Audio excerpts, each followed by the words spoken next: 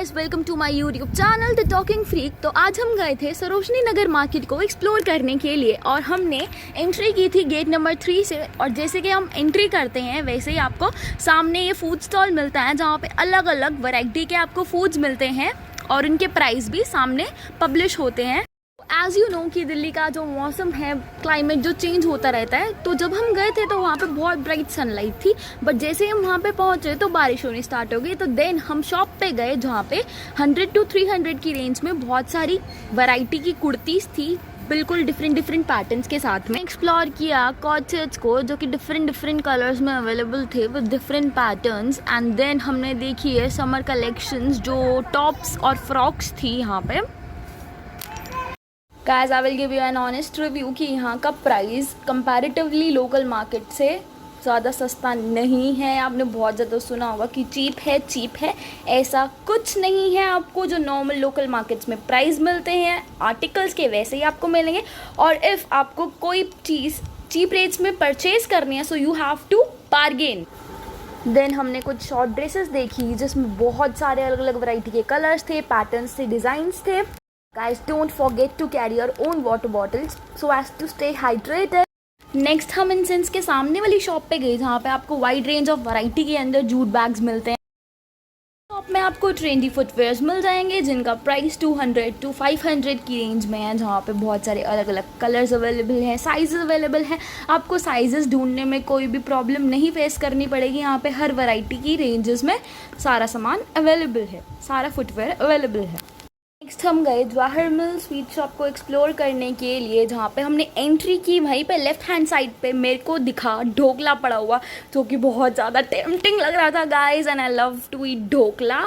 और बट मैंने ख़रीदा नहीं इसको क्योंकि ये वाइट सा था and I like yellow one. Then हम आगे गए एंड यहाँ पे बहुत सारी वेराइटी ऑफ नमकीन्स, पापड़, आपको बहुत कुछ चलती जा रही थी और सडनली मेरे को एक शॉप दिखी जो कि ब्लू स्टार फैशनिस्ट के बिल्कुल ऑपोजिट साइड में थी और जो सरोजनी नगर मार्केट में एक अकेली शॉप है जहाँ पे इस टाइप के पेनेंट्स मिलते हैं यहाँ पे, और जिसकी कॉस्ट प्राइस सिर्फ और सिर्फ 100 to 300 रुपीज़ है।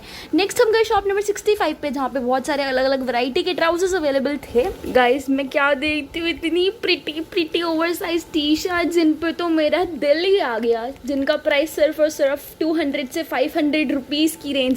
ये जो हमारे इयररिंग्स थे सिर्फ और सिर्फ 30 रुपीज़ में अवेलेबल थे। नेक्स्ट हमने देखा ये 250 रुपीज़ के पर्स जो कि मैं बोलती हूँ आपको सजेस्ट कर रही हूँ मत परचेज़ करना क्योंकि आउट ऑफ ट्रेंड जा चुके हैं, फैशन में नहीं है, तो परचेज़ करने का कोई भी फ़ायदा नहीं होगा। तो मैं बोलूँगी इस शॉप को तो आप स्किप करना बिल्कुल। इसके बाहर थी ओल्ड ट्री नाम की, यहाँ पे बहुत सारे मिनी स्कर्ट्स अवेलेबल थे जिनके पैटर्न्स अलग थे और कलर्स अलग थे। ये बहुत ज़्यादा मेरे को अच्छे लग रहे थे मिनी स्कर्ट्स। तो if you want to purchase you can purchase definitely, जिनका प्राइस था 200 to 300 की रेंज के अंदर। If you are comfortable in wearing mini skirts you should have to go for this. And then मैंने देखे cargo pants जो कि और बहुत अलग अलग कलर्स में अवेलेबल थे और मेरे को काफ़ी अच्छे लग रहे थे। गाइस, प्राइजेस का ज़्यादा था, दीज वर फॉर 500 to 800। जैसे ही मेरी नज़र घूमी तो मेरी नज़र गई इन इयररिंग्स पे जो कि सिर्फ और सिर्फ 30 रुपीज़ के थे और इतने सुंदर, इतनी सारी वैरायटी मिल रही थी आपको 30 रुपीज़ के अंदर। मेरा तो दिल खुश हो गया देख के। एंड नेक्स्ट ये वाले इयररिंग्स थोड़े एक्सपेंसिव थे जो कि 100 रुपीज़ से स्टार्टिंग थी। गाइस, अब मैं चल रही थी कुछ न्यू चीज़ों को एक्सप्लोर करने के लिए और चलते चलते मेरे को एक शॉप मिली, बहुत अलग सी शॉप थी और वहाँ पे मेरे को रिंग्स मिली जो कि 100 रुपीज़ में थी, काफ़ी बड़ी थी तो मेरे को ज़्यादा अच्छी नहीं लगी।